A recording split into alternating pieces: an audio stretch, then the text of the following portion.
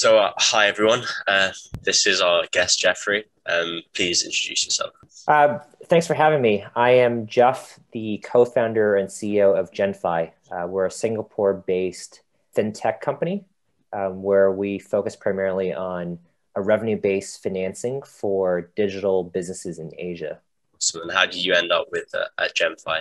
Yeah, so I've been running different businesses in Asia for the past 6 7 years, and previously I founded a company called GuavaPass, which was a fitness subscription service that we launched in Singapore, and we ended up scaling to 12 markets in Asia, the Middle East. And one of the biggest challenges that we had was access to capital, and in particular, we were spending a lot on Facebook ads to acquire customers, but we felt like we were constantly capital constrained and didn't have enough capital to run our marketing efficiently. And that was a big pain point that we just faced over the years. And we were always wondering why there wasn't any suitable financing options for companies like ours. And we realized that there were many other startups, many other digital businesses that were in a similar situation like ours that really needed this type of growth capital. And so that led to GenFi. This is a business that I co-founded with my former CTO at GuavaPass. So we have a very long working relationship. We're really keen on building sort of this next generation funding platform that would help a lot of these businesses accelerate their growth. So yeah, so you and so what is it exactly which GemFi do? How would you simply explain the business model? Yeah, so we are a online platform. So companies come to GenFi and apply for growth financing, and we only fund productive growth activities. This includes digital marketing, like your Facebook ads, Google AdWords. It could be inventory for e-commerce. Basically, anything that drives sales are things that we directly provide funding towards.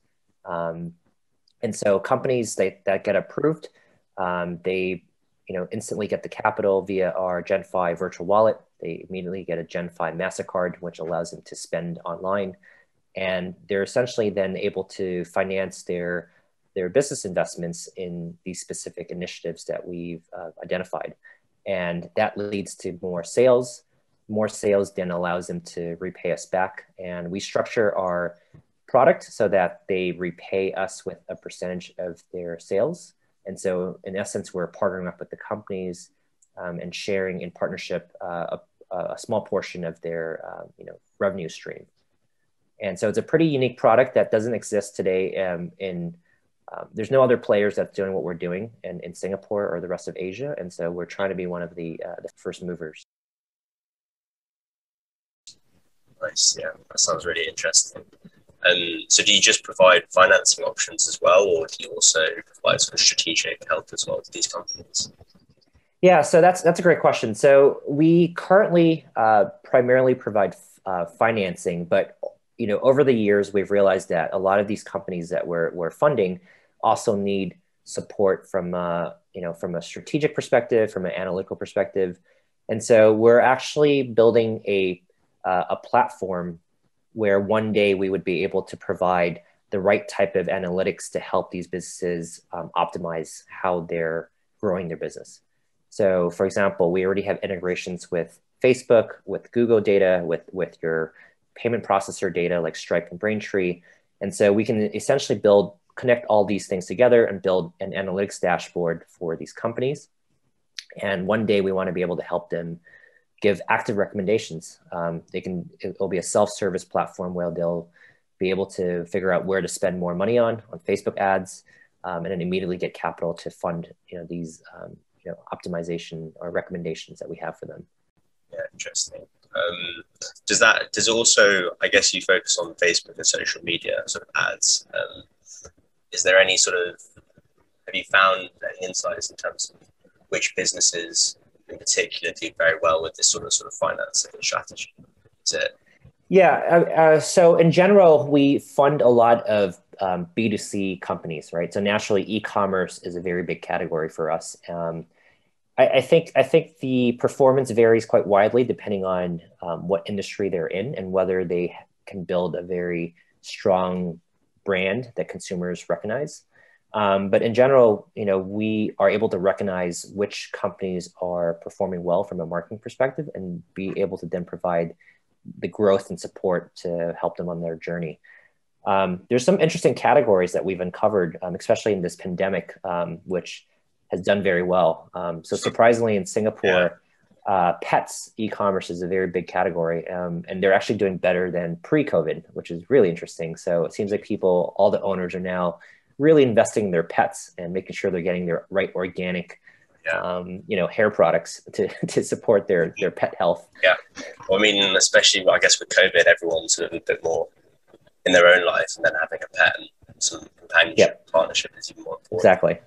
I mean, with COVID as well, I mean, I wouldn't imagine that the business has been impacted that much. It might even have been a net benefit in terms of everything is moving online and that's all being accelerated. Have you found that COVID has it been a problem, or has it also been an opportunity, would you say? Yeah, so it's both, right? So there's definitely some businesses that are still suffering from the pandemic, and that's just unfortunately a function of permanent changes in human behavior, which I think is leading to that. People are shopping less at retail stores, obviously, and moving online. But obviously the big winners are all these online players. And the good thing is we focus really on these digital businesses. So a lot of these companies that we are funding today are actually seeing a lot of new opportunities for growth. And, we're hoping to be, the partner in helping them drive towards, these growth initiatives. Makes sense. So when you sort of find a partner or someone comes to you and asks for financing, I mean, what's that process look like? How do you evaluate the risk, and how do you pick who? Yeah, so we do everything very differently from traditional institutions. When you walk into a bank and apply for bank financing, it could take anywhere from 8 to 12 weeks of a lot of just back and forth and branch visits and so forth. We are digital first, so everything is online. Companies just go into our website, they create a GenFi account.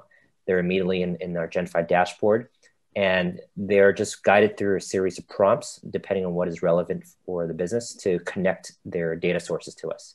So they can connect their payment processor data, like their Stripe and Braintree data. They can connect their accounting data, like their Xero, QuickBooks Online, their merchant accounts, if they're using Shopify, for example, and then their Facebook and Google data.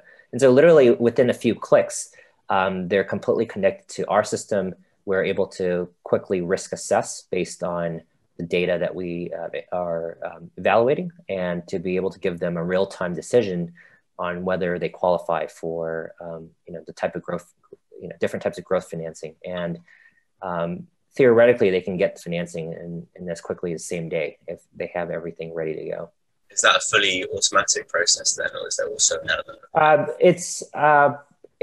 I would say it's semi-automatic today. So we always have an additional layer of verification in place on the human side at this point, just to ensure that everything is going smoothly. But more and more so, we're relying on automation to make the whole process very quick and straightforward.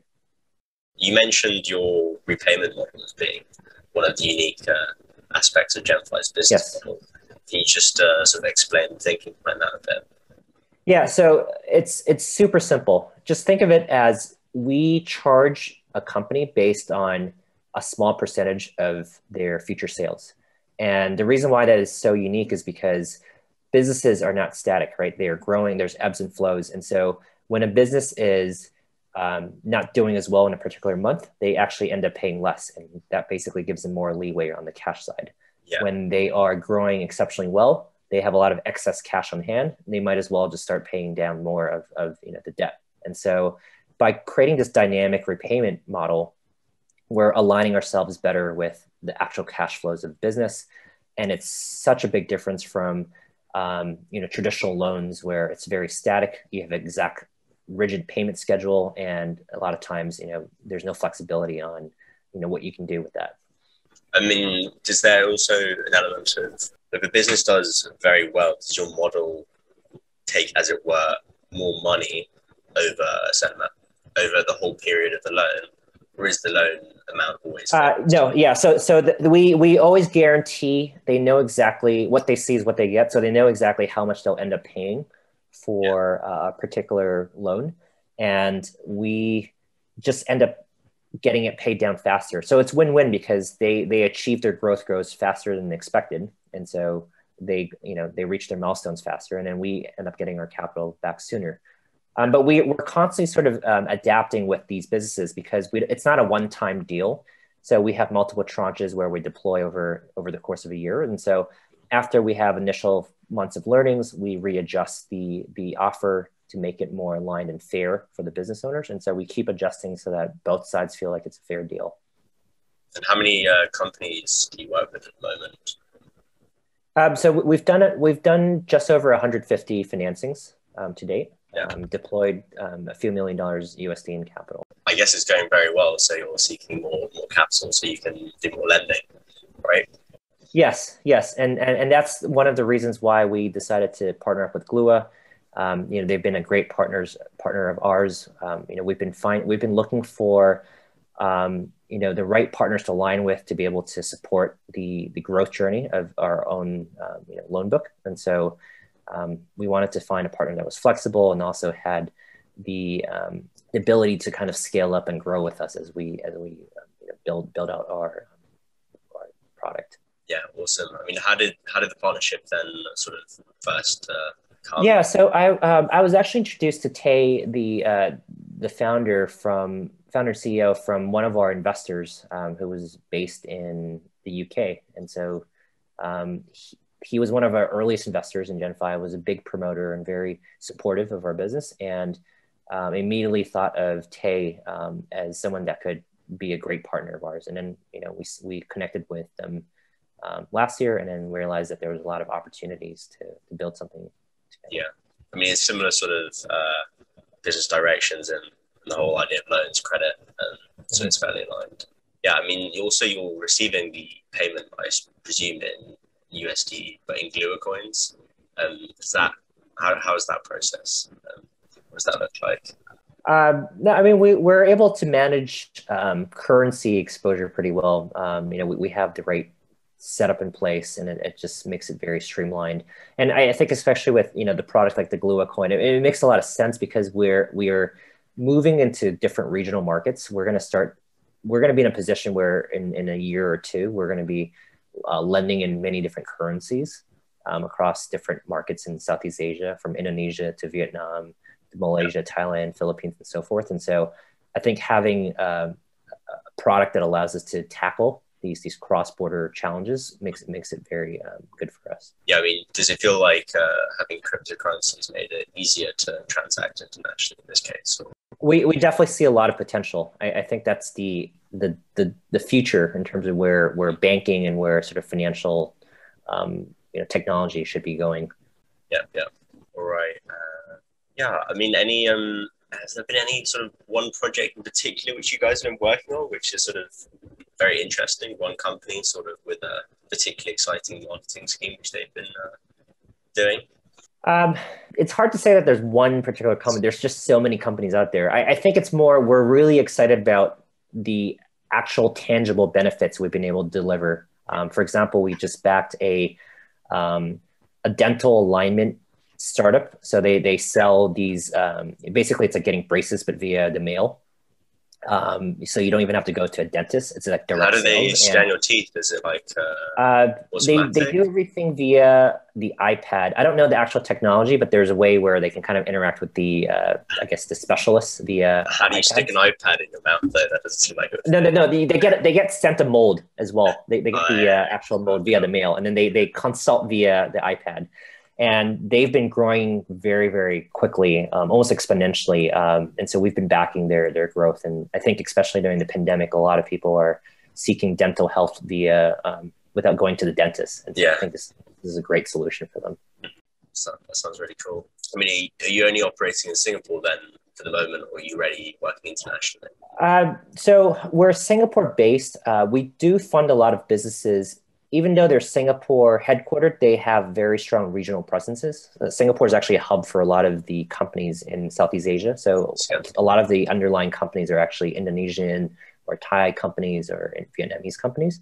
But we're also slowly building out a team in other markets. So we actually have a mini team in Philippines as well as a team in Vietnam. And we're looking to build more of our operations in some of these regional markets.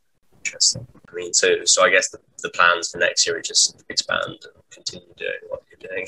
Yeah, really refine our product, invest in our technology. We're also planning on raising our next fundraise, our Series A, this coming year. So we're hoping we can pull everything off this year, as long as the world doesn't fall apart. Well, fingers crossed we're almost through it. I'd like to think so. I think we need to think so. Yeah. I think that's questions.